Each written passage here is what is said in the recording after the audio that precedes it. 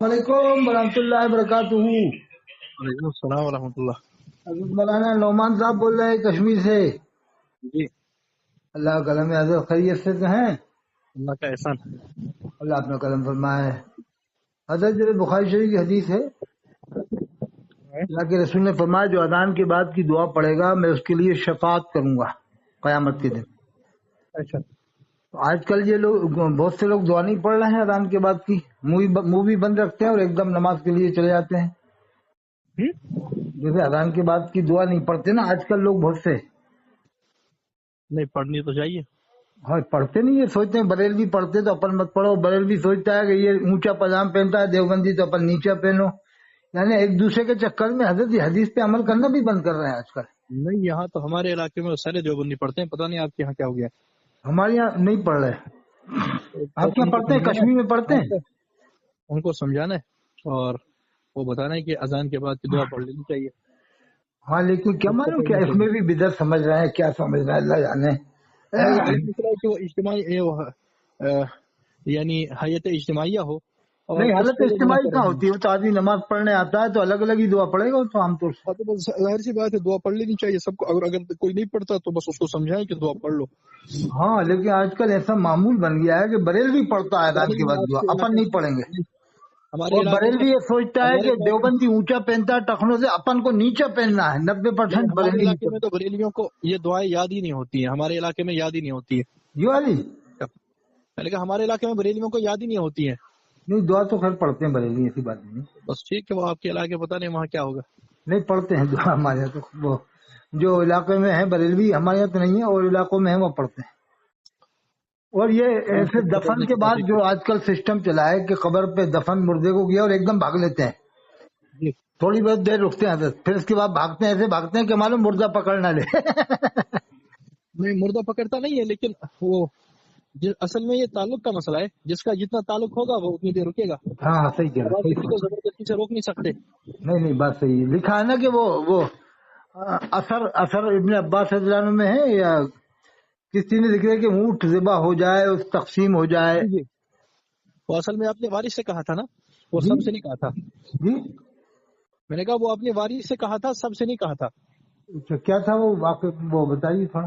وہی وہ جو آپ نے کہا وہی ہے، البتہ وہ سب سے نہیں کہا تھا۔ لیکن ایسا اگر ہو جائے تو اگر کوئی رکے تو کیا حرج ہے، کوئی نہ رکے تو اس میں بھی کوئی حرج نہیں رکنا چاہیے ویسے تھوڑی دیر، اس سے مردے کو دل بہلتا ہے اس کا۔ نہیں، یہ آپ کہیں نا، آپ کی رائے ہے، اچھی بات ہے، لیکن آپ کسی کو مجبور نہیں کر سکتے۔ کوئی رکے تو اچھی بات ہے، نہ رکے تو چلا جائے۔ ہاں لیکن پہلے زمانے کے لوگ تو رکتے تھے خیر۔ اللہ ان کی مغفرت فرمائے۔ اور حضرت صاحب سب ٹھیک ہے؟ اللہ کا احسان۔ اور باقی وہاں پر آپ کی بریلیت دیوبندیت کا کیا ماحول ہے؟ ہمارے وادی میں تو بریلوی ہے نہیں، بس مختصر سے ہمارے یہاں کشمیری مزاج کے لوگ ہیں۔ مستقل بریلویت یہاں نہیں ہے، اللہ کہ کہیں کہیں کوئی ہو، لیکن مستقل بریلویت یہاں نہیں ہے۔ ہاں کشمیر میں ماحول اچھا ہے، میڈیم ماحول ہے کشمیر میں، ماحول اچھا ہے، مجھے معلوم ہوا کشمیر میں اولیاء کرام کو بھی مانتے ہیں، اولیاء کرام سے نسبت بھی ہے، اور یہ غلو کا بھی معاملہ نہیں ہے جو آج کل غلو ہو جاتا ہے نا کہ اولیاء سے ڈائریکٹ مددیں مانگنے لگتے ہیں۔ جی وہ معاملہ ہمارے یہاں نہیں ہے، مختصر ہے۔ اچھا یہ حدیث کے بارے میں بتایا کہ حضور نے جو فرمایا میری امت میں 73 فرقے ہوں گے، 72 جہنم میں جائیں گے، اس کی تشریح آپ نے پڑھی کسی بڑے محدث کی؟ کیا تشریح میں کیا بیان کیا ہے اس کے بارے میں؟ وہ تو خود ہے نا، ما انا علیہ واصحابی میں ہے۔ نہیں وہ تو صحیح ہے کہ حضور نے فرمایا جو میرے طریقے پہ ہوگا میرے صحابہ کے طریقے پہ ہوگا، لیکن اب یہ سمجھنا چاہتے ہیں کہ حضور نے فرمایا کہ 73 فرقے ہوں گے، بس تو کوئی فرقہ نہیں تھا، 73 ہوں گے تو 72 جہنم میں جائیں گے۔ تب فرقے تو 73 ہوں گے حضور نے فرمایا، اب یہ بھی حدیث میں 72 جہنم میں جائیں گے۔ اب سے ایک کی میں وضاحت چاہتا ہوں کہ کیونکہ حضور نے تو یہ فرمایا مانا علیہ وصحابی، وہ تو صحابہ کرام کی جماعت ہے، اہل سنت والجماعت، وہی تو اہل سنت والجماعت ہے۔ نہیں جو بعد میں حضور نے فرمایا میری امت میں 73 فرقے ہوں گے، تو اس وقت تو کوئی فرقہ نہیں تھا جب حضور نے فرمایا۔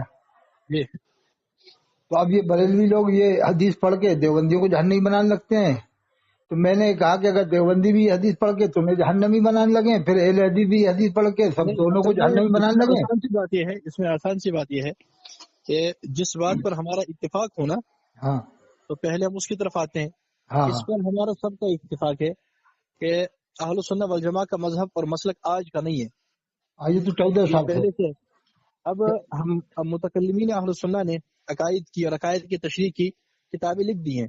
ہاں تو ہم بریلیوں سے کہتے ہیں کہ جو ہمارے متفقہ ائمہ ہیں ہاں انہوں نے جو عقائد پر عقائد کی تفسیر پر رسالے لکھے ہیں، کتابیں لکھی ہیں، ہاں تو انہی پر فیصلہ کر لیتے ہیں.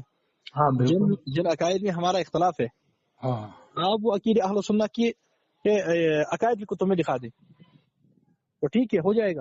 تھوڑا بس یہ ہے کہ وہ اب آج عقیدے اپنی طرف سے عقیدے گھڑ کر تو کچھ وہ زیادتی نہیں حضرت، نہیں، زیادتی جو ہے دونوں طرف سے ہوئی ہے. میں آپ سے کہہ رہا ہوں نا، آپ چھوڑیں، میں آپ سے ایک فیصلہ کن بات کر رہا ہوں ہاں کہ اہل سنت کی جو ہماری کتب ہیں عقائد کی، ہاں ہماری عقیدہ طحاویہ ہے، متقدمین کی پھر ماتریدیہ کی کتب ہیں، اشاعرہ کی کتب ہیں، تو ہمارے یہاں جو عقائد نصفیہ ہے، بد العمالی ہے، فقہ اکبر ہے اوپر کی، اسی طرح اور جو کتابیں ہیں رسائل ہیں. تو جو متکلمین اہل سنت کی کتب ہیں، رسائل ہیں عقیدے کی، تو ان میں بریلوی اپنا عقیدہ دکھا دے کہ یہ ہے تو ٹھیک ہے، ہو جائے گا. وہ تو نہیں بتا سکتے، وہ تو یہ ان کے بنائے ہوئے بہت سے عقیدے ہیں. جن عقائد میں ہمارا اختلاف ہے نا، عمومی طور پر ہم منکر ہوتے ہیں اس میں، اور وہ مدعی ہوتے ہیں، وہ مثبت ہوتے ہیں، ہم منکر ہوتے ہیں.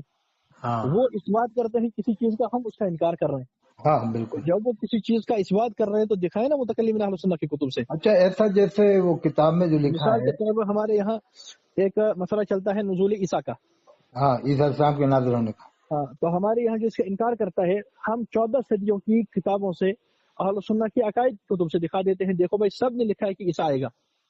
عیسیٰ السلام آئے گا. ہم بریلیوں سے کہتے ہیں جن عقیدوں کا تم دعویٰ کر رہے ہو اور جس شک پر ہمارا اختلاف ہے وہ تم اوپر انہی کتابوں سے دکھا دو، مسئلہ ختم ہو جائے گا. ہاں بالکل بالکل. اور اگر وہ اہل سنت کی کتب میں نہیں ہے، اس کا معنی تم اپنی طرف سے آج ایک نیا مسئلہ گھڑ کر کے سامنے آ رہے ہو. ہاں یہ تو بات ہے، یہ بات تو ہے کہ یہ بریلیوں نے نئے نئے عقائد تو بہت بنائے، اس میں کوئی شک نہیں. جیسے حاضر و ناظر کے مسئلے میں انہوں نے نیا عقیدہ بنایا کہ اللہ کے رسول ہر جگہ حاضر و ناظر ہیں. اور وہ علامہ ملا علی قاری رحمۃ اللہ علیہ کا حوالہ دیتے ہیں کہ ملا علی قاری رحمۃ اللہ علیہ نے اس پر مستقل اس کے خلاف لکھا ہے، اس کی ان کی عبارات ہے. مولانا سرفراز خان کا اس پر مستقل رسالہ ہے، انہوں نے ساری عبارات کو جمع کر دیا ہے. ملا علی قاری رحمۃ اللہ کیا لکھا ہے اس بارے میں؟ بالکل ان کے خلاف مرقات اور دیگر کتب میں ان کی عبارات ہیں. جو ان کا حوالہ دیتے ہیں کہ ملا علی قاری رحمۃ اللہ نے لکھا ہے کہ مسلمانوں کے گھروں میں جس گھر میں کوئی نہیں ہوتا تو اللہ کے رسول صلی اللہ علیہ وسلم کی روح مبارک معلوم ہے. میں یہ کہہ رہا ہوں ہم ملا علی قاری رحمۃ اللہ علیہ کی ساری عبارات جمع کرتے ہیں. ہاں، اور ساری عبارات جمع کر کے دیکھیں کہ وہ کیا لکھ رہے ہیں. یہ ایک عبارت دکھاتے ہیں، میں 10 دکھا دوں گا. ہاں یہ کاٹ چھاٹ کے دکھا دیتے ہیں. صحیح بات. تو ایک کا اعتبار ہوگا، 10 کا اعتبار ہوگا. ہو سکتا ہے کہیں پر کاتب سے غلطی ہو گئی، بعد میں غلط چھپ گیا. میں 10 عبارتیں دکھا رہا ہوں اسی ملا علی قاری. ہاں علامہ ملا علی قاری ایسا کیسے لکھ سکتے ہیں؟ وہ تو بہت پائے کے عالم ہے صاحب، بڑے عالم ہیں. جی. اور یہ اس بارے میں کیا ہے کہ جو آج اس بارے میں بڑا تنازع چلتا ہے کہ نعوذ باللہ من ذالک جو کتاب میں لکھ دیا ہے کہ نماز میں رسول اللہ صلی اللہ علیہ وسلم کا خیال لانا بیل و گدھے کے خیال میں ڈوب جانے سے بدر جہاں برا ہے. نہیں، وہ اصل میں صراط مستقیم جو کتاب ہے نا، ہاں وہ افادات ہے سید احمد شہید کے. جی. اور وہ نقل کیا ہے مولوی عبدالحی نے. ہاں فرنگی میلی رحمۃ اللہ علیہ نے. ہاں تو انہیں کہیں کہ ان دو کو کافر لکھو، پھر بعد میں بات کرتے ہیں. یہ انہوں نے اس طرح کی باتیں لکھی ہیں کیا؟ نہیں، یہ جو اس کا معنی بیان کرتے ہیں نا وہ اس کا معنی نہیں ہے. اچھا. لیکن اگر اس کا وہی معنی مان لیا جائے 2 منٹ کے لیے، ہاں تو پھر تو سید احمد شہید اور مولوی عبدالحی کافر ہوتے ہیں. اور یہ ان دونوں میں سے کسی کو نہیں کہتے، شاہ اسماعیل کو کہتے ہیں. حالانکہ شاہ اسماعیل کے نہ افادات ہیں نہ انہوں نے وہ حصہ جمع کیا ہے. ہاں یہ مسئلہ ہے. علامہ عبدالحی فرنگی محلی رحمۃ اللہ لکھا ہے یہ وہ اصل میں وہاں پر ایک تصوف کی اصطلاح ہوتی ہے صرف ہمت. ہاں یہ اس کی وہ بات کرتے ہیں، اور ضروری نہیں ہے کہ ہم تصوف کی ہر اصطلاح سے اور ہر چیز سے اتفاق کریں، لیکن جو یہ اس کو بناتے ہیں وہ تو وہ نہیں ہے. ہاں لیکن میں اس کو غلط سمجھتا ہوں کہ اگر وہ کتاب میں سے نکل جائے وہ عبارت تو کافی جھگڑا ختم ہو جائے. نہیں، کبھی جھگڑا ختم نہیں ہوگا. اللہ کے رسول کا فرمان ہے دیکھیے ان کا فرمایا کہ نماز ایسے پڑھو جیسے مجھے پڑھتے دیکھا. دیکھیے تو اب اللہ کے رسول کے خیال کو تو ختم کیا نہیں جا سکتا ہے. نہیں, اللہ کے رسول کے خیال کو تو ختم نہیں کیا جا سکتا. صرف ہمت جو لکھا ہے, صرف ہمت سنیں صحیح, صرف ہمت کا کیا مطلب آپ نکالتے ہیں کہ جو حضور کے خیال کو لائے؟ نہیں دیکھیے میں آپ سے کہہ رہا ہوں کہ افادات ہیں سید احمد شہید کے. نہیں وہ تو کسی کے بھی ہوں, جیسے صرف ہمت کا کیا مطلب ہے؟ میں آپ سے یہ کہہ رہا ہوں نہیں وہ کسی کے بھی ہوں, اپن کسی شخصیت کو ایسا نہیں مانیں گے کہ اسے اللہ کے رسول کے مقابلے مانیں. آپ کو میری بات سمجھ نہیں آ رہی. میں یہ کہہ رہا ہوں کہ افادات ہیں سید احمد شہید کے, ہاں, اور نقل کیا ہے مولوی عبدالحی نے. اگر یہ بریلویوں کے نزدیک واقعی کفر ہے, گستاخی ہے, تو ان کو کافر کیوں نہیں کہہ رہے؟ نہیں وہ تو سامنے جب موجود ہوتا ہے نا کوئی آدمی لکھنے والا, تب کافر کہا جاتا ہے کہ وہ قائل اگر اس کو جس نے لکھا ہے یا تو مانے کہ ہاں میں نے تو اس کی توہین پائی لکھنے میں توہین پائی جا رہی ہو اور ظاہر ہو جائے, تب تو کافر کہا جاتا ہے. بات ظاہر میں کفر ہے لیکن اس کا باطن پاک و صاف ہے تو اسے کافر نہیں کہا جاتا. اس لیے متکلمین سید احمد کو تو پھر شاہ اسماعیل کو کیوں کہتے ہیں؟ وہ بھی تو نہیں ہے. ہاں وہ تو نہیں کہنا چاہیے, جیسے محمد رفیع کو بھی نہیں کہہ سکتے, اس لیے اس کے گانے میں کفر ہے. خدا بھی آسمان سے جب زمین پر دیکھتا ہوگا میرے محبوب کو کس نے بنایا سوچتا ہوا, اس کا عقیدہ نہیں ہے, اس نے گایا ہے زبانی طور سے. مولانا اشرف علی تھانوی رحمۃ اللہ علیہ نے حفظ الایمان سے اپنی عبارات نکال دی تھی, تو انہوں نے جھگڑا چھوڑ دیا. اچھا وہ نکال دی تھی, وہ جو حفظ الایمان میں مثال دی تھی علم غیب کے بارے میں, وہ جو حفظ الایمان کی عبارت ہے, تھانوی صاحب رحمۃ اللہ علیہ نے اپنی حیات میں یہ کہا تھا کہ چلو جھگڑا ختم ہوتا ہے تو عبارت نکال دو, انہوں نے جھگڑا چھوڑ دیا تھا. پھر مگر یہ مانتے نہیں, اسی بات کو اڑے رہتے ہیں کہ ایسی غیب کی مثال ہے,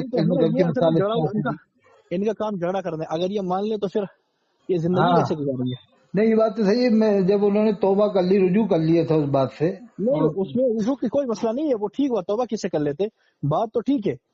انہوں نے یہ کیا تھا کہ اگر یہ اس کو بہانہ بناتے ہیں تو ٹھیک ہے, ہم الفاظ تبدیل کر لیتے ہیں, ہم جھگڑا کیوں رکھیں؟ الفاظ تبدیل, حالانکہ معنی وہی ہے, اور وہ تو اس میں کوئی غلطی بات نہیں, وہ صحیح بات لکھی ہے. لیکن وہ جو جن الفاظ کو بنیاد بنا کر وہ بہانہ بنا رہے تھے, وہ جانوروں سے جو تشبیہ دی گئی تھی وہ تشبیہ تو نہیں ہے, وہ حضور صلی اللہ علیہ وسلم کے بارے میں نہیں ہے, وہ مطلق بعض علم کے بارے میں حضرت نے بات کی تھی. حالانکہ انہوں نے فٹ ادھر کر دیا تھا, ان لوگوں نے بریلوی حضرات نے فٹ ڈالے, اور وہ اصل میں عبارت ہے شرح مواقف کی. شرح مواقف, وہ شرح مواقف کی عبارت ہے, وہ تھانوی صاحب نے اردو میں لکھ دی ہے. اچھا وہ شرح مواقف, اور اس میں وہ قاضی عزد الدین کی ہے اور سید شریعت گرجانی کی ہے, پھر تو وہ سارے کافر ہوتے ہیں. بات وہ یہ ایک بڑا مسئلہ ہے, گہرے مسئلے ہیں صاحب, کیا کیا جائے. تو اگر یہ خیال والی عبارت کو نہ مانا جائے تو اس میں کوئی حرج نہیں ہے. ہمارے لوگ کہتے ہیں کہ نہیں ہم نہیں مانتے اس عبارت کو, بس ختم. اس سے کافی فائدہ ہو جائے گا. اب جو لوگ اس کی عبارت کی تعبیر کرتے ہیں نا صراط مستقیم کی, تو اس میں فیل ہو جاتے ہیں, اس میں فیل ہو جاتے ہیں. جس کائنات میں صرف ایک کتاب ہے جس کے بارے میں ہمارا عقیدہ ہے کہ الحمد سے لے کر والناس تک ساری ٹھیک ہے, اور وہ قرآن کریم ہے. بخاری شریف, مسلم شریف, پھر اس کے بعد بخاری کو 100% درست نہیں مانتے. قرآن کے سوا کوئی کتاب 100% درست نہیں. تو صراط مستقیم کیسے ہوگی؟ دیکھیے وہ مسئلہ نہیں, مسئلہ یہ ہے, یہ آپ نے بات درست کی, یہ بات درست کی, یہی ہونا چاہیے, یہی ہونا چاہیے بات. جو معنی وہ جو اس کا معنی بنانا چاہتے ہیں وہ نہیں ہے. نہیں اس بارے میں میری ایک دیوبند سے فارغ عالم تھے, مولوی عبد القدیر, وہ علیحدہ شے ہے. مولوی عبد القدیر رامپور کے تھے, سوار کے رہنے والے, نہیں مانتا ہوں, افادات نہیں مانتا ہوں, وہ علیحدہ شے ہے. وہ میری اس بارے میں بات ہوئی تھی, مولوی عبد القدیر رامپوری تھے. جو بریلوی اس کا معنی بیان کرتے ہیں وہ نہیں ہے, وہ غلط. وہ تو, لیکن وہ اب ظاہر میں اگر غلط ہے تو غلط ہی. خیر میری بارے میں بات ہوئی تھی, مولوی عبد القدیر رامپوری سوار کے رہنے والے تھے, حکیم گنج میں, وہاں پر ان کی بہن رہتی ہیں. تو میں نے کہا کہ جو لکھا ہے, تو انہوں نے کہا آپ نماز کس کی پڑھتے ہیں؟ میں نے کہا ہر مسلمان اللہ ہی کی نماز پڑھتا ہے. کہ اسی لیے میں کہ یہ بتاؤ کہ جب ہم کھڑے ہوتے ہیں 4 انگل دور کھڑے ہوتے ہیں, اس لیے کھڑے ہوتے ہیں سنت کے مطابق, تو اب نماز میں رسول اللہ صلی اللہ علیہ وسلم کا خیال کیسے آپ ختم کروا دو گے؟ جان بوجھ کے تو کوئی اسپیشل خیال تو لاتا نہیں ہے, لیکن اللہ اس کے رسول کا خیال تو ہر وقت رہتا ہے مومن کے دل میں. اس میں خیال آنے کا بات کا مسئلہ نہیں ہے, لانے کے بارے میں جو لکھا ہے اور مطلق لانے کے بارے میں نہیں ہے, وہاں صرف ہمت کے بارے میں بات. صرف ہمت بھی کوئی نہیں کرتا, عام مسلمان فطری جو نماز پڑھتا ہے ویسے پڑھتا ہے. کرتا بھی نہیں ہے تو مسئلہ ختم. فطری, جیسے آپ بھی پڑھتے ہیں, ہم بھی پڑھتے ہیں, کوئی بھی اللہ کے رسول کے لیے نماز نہیں پڑھتے, سب اللہ کے لیے پڑھتے ہیں. یہ اس میں تو یہ لکھا ہی نہیں ہے. نہیں ایسا کوئی خیال بنا کے نماز نہیں پڑھتا ہے. بس ٹھیک ہے، مسئلہ ختم ہو گیا. تو میں نے اس سے کہا عبدالقدیر سے، میں کہ بتاؤ صحابہ کرام کی نماز کا کیا ہوا اگر یہی بات کرتے ہو تم؟ تو صحابہ کرام نے تو حضور کی قرات سنی، حضور کے پیچھے نماز پڑھی. جی تو ہو سکتا ہے کبھی وہ جو آپ کہہ رہے ہو نا مسٹیک لکھنے والے سے بھی ہو سکتی ہے، یا نہیں، ہم تو یہ کہتے ہیں کہ بریلوی اپنے فتوے میں مخلص نہیں ہے. دیکھیے آپ میری بات سمجھے، ہم یہ کہتے ہیں کہ اگر واقعی یہ عبارت بریلویوں کے یہاں کفریہ تھی تو سید احمد شہید اور مولوی عبدالحی کو کیوں چھوڑ دیا؟ ہاں وہ تو خیر، وہ تو دیکھو یہ ان کو کیوں چھوڑا؟ ان کو کیوں؟ وہ تو اصل میں شاہ اسماعیل شہید سے حسد اور بغض ہے. وہ تو تین لوگوں کی جمع کردہ کتاب ہے، صراط مستقیم 3 لوگوں کی جمع کردہ ہے. کچھ حصہ اسماعیل دہلی صاحب کا، کچھ سید شہید کا، اور ایک حصہ علامہ عبدالحی. یہ جو متعلقہ عبارت ہے یہ کس کے حصے میں؟ اب یہ نہیں معلوم، یہ بات مولوی عبدالحی والے حصے میں. ہاں لیکن ہو کسی کے بھی حصے میں، بہرحال اسے غلط مان لیا جائے، کوئی بھی لکھے. میرے بھائی جو کتاب کا حصہ آپ نے جمع کیا میرے ذمہ کیسے ہوگا؟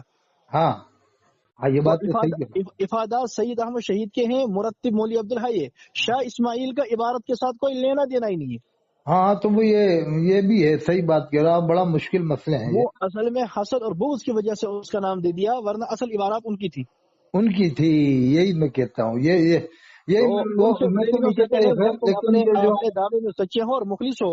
اگر تم اپنے دعوے میں سچے اور مخلص ہو تو ان پر فتویٰ لگاؤ. یہ میں تو نہیں کہتا جو میں نے کہا، یہی میں کہتا ہوں. بس مطلب میرا یہ ہے کہ ان باریکیوں میں پڑھا ہی نہ جائے، قوم کو ڈالا ہی نہ جائے. جو متنازع عبارتیں ان سے دور رکھا جائے لوگوں کو، جو ایسی عبارتیں جسے سمجھنے میں لوگوں کی دشواری ہے. چلیے بہت اچھا، آپ خیریت؟ اصل بہت اچھی بات آپ نے بتائی ماشاء اللہ. تو مجھے خوشی ہوئی، وہ آپ کا نمبر جناب ارشاد صاحب نے دیا تھا. اللہ سلامت بتایا تھا کہ وہ بخاری شریف کو یاد کر رہے ہیں. بہت اچھی بات ہے. کتنی یاد ہو گئی آپ کو بخاری شریف؟ بس کتاب الایمان ہو گیا. کتاب الایمان تک کتنے پارے ہو گئے؟ کتاب الایمان والا ہی اصل میں متون یاد کر رہا ہوں، متون الگ سے لکھ کر کے یاد کر رہا ہوں. الگ سے لکھ کے متون یاد کر رہا ہے جی. تو پورا یاد کرنے کا ارادہ ہے آپ کا؟ جی انشاءاللہ. بہت بڑی بات ہے. امام المحدثین حضرت علامہ انور شاہ کشمیری کی یاد تازہ ہو جائے گی آپ کے ذریعے سے. جی ہم انہی کے علاقے کے. ارے وہ تو پھر تو سمجھ لو کہ پوری طرح سے آپ کے اوپر فیض برسے گا، اللہ کی رحمت برسے گی. بس لگ بھگ قریباً ہمارے گھر سے یہ 80-90 کلومیٹر کا فاصلہ ہے ان کے گھر تک. علامہ انور شاہ کشمیری یہاں پیدا ہوئے تھے. جی جی. اور یہ تو پھر سمجھ لو کہ ان کے ذریعے آپ کی ان کی یاد تازہ ہو جائے گی اگر آپ نے یاد کر لیا تو صاحب بخاری شریف.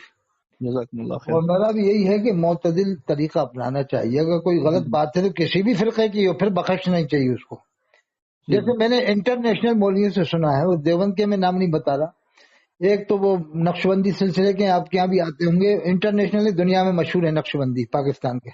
ان کے منہ سے میں نے سنا ہے، اچھی طرح سے سنا ہے، ویڈیو موجود ہے، کلپ موجود ہے، یعنی ان کی آڈیو ویڈیو، کہ حضور سلام اتنی جلدی کہہ رہا، حضور سلام علیہ، تم انٹرنیشنل پیر ہو اور حضور سلام کہہ رہا ہو، شرم آنا چاہیے. پھر دنیا میں مشہور تم پیر ہو نقشبند، حضور سلام.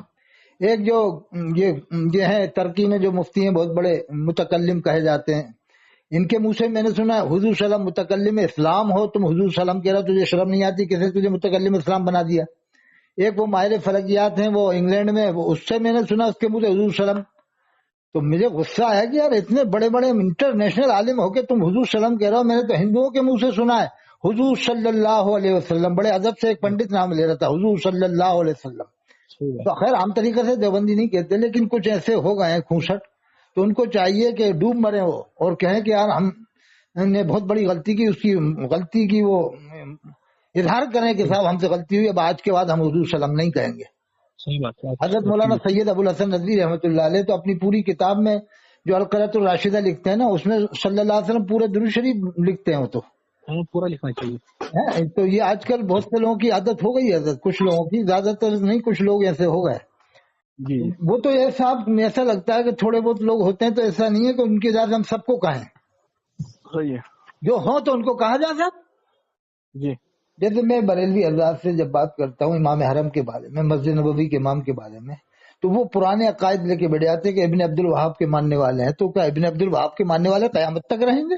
جی. جب یزید کے ماننے والے نہیں رہے قیامت ابھی تک، تو پھر ابن عبد الوہاب کے کیسے 250 سال ہوگا ان کو گئے ہوئے. ان کا رد شیخ العرب والعجم حسین احمد مدنی صاحب رحمۃ اللہ علیہ نے بھی کیا ہے. جی لکھی نا کتاب اشیاء والثاقب. جی تو جب ان کا رد شیخ العرب والعجم شیخ حسین احمد مدنی صاحب نے کیا جو دیوبند کے شیخ الحدیث تھے، تو اب یہ کیوں اسی بات کو لے کے بیٹھے رہتے ہیں کہ صاحب اس کے ماننے والے امام ہیں؟ ہو سکتا ہے امام نہیں ہوں گے، حکومت کے لوگ ہیں، امام کا عقیدہ صحیح ہوگا، امام جو بیچارے مجبور ہیں۔ ایک امام نے تو ابھی فلسطین کے لیے دعا کر دیا تھا، کون تھے وہ؟ امام شیخ سدیش رحمت اللہ علیہ۔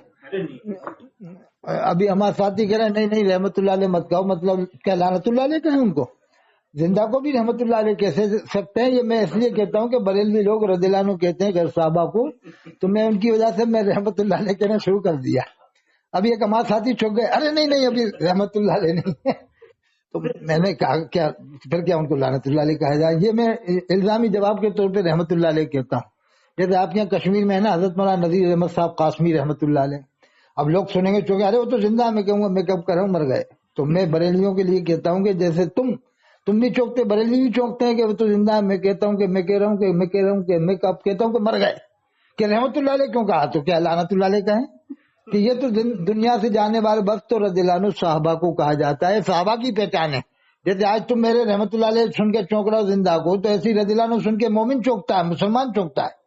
اگر خواجہ قیم اجمیری کو رضی اللہ عنہ کہیں گے یا کسی بھی ولی کو رضی اللہ عنہ کہیں گے تو آدمی چونکتا ہے، یار یہ تو صحابی نہیں ہے، غریب نواز تو ہندوستان میں تشریف لائے۔ کیا خیال ہے صاحب؟ جی یہ میرا الزامی جواب کے طور پہ یہ کہنا درست ہے؟ اصل میں آواز کٹ کر کے آ رہی ہے۔ یہ میرا الزامی جواب کے طور پہ میں کچھ کہہ دیتا ہوں ایسی باتیں، جیسے کہ میں انشاءاللہ اصل میں اس وقت اب کلاس کا ٹائم ہے حضرت۔ اچھا ٹھیک ہے، پھر پڑھا لیں، پھر بات کر لیں گے کبھی جب موقع ملے گا، ٹھیک ہے نا؟ جی ضرور انشاءاللہ۔ ٹھیک ہے، السلام علیکم۔